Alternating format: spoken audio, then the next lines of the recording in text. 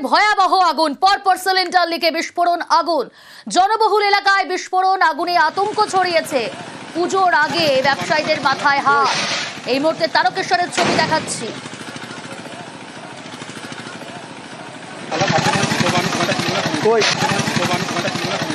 পরপর সিলিন্ডার লিকে বিস্ফোরণ, আগুন। প্রতিনিধি রানা রয়েছে আমার সঙ্গে। রানা, আগুন কি নিয়ন্ত্রণে? প্রিয়াঙ্কা, দেখো, আজ সকালে তারকেশ্বরের চাপাডাঙ্গা বাস স্ট্যান্ড এলাকার পরপর 6টা দোকানে আগুনে সম্পূর্ণ ভস্মীভূত হয়ে যায়। দমকলের একটি ইঞ্জিন নিয়ে এসে আগুন সম্পূর্ণ নিয়ন্ত্রণে নিয়ে আসে 2 ঘন্টার চেষ্টায়।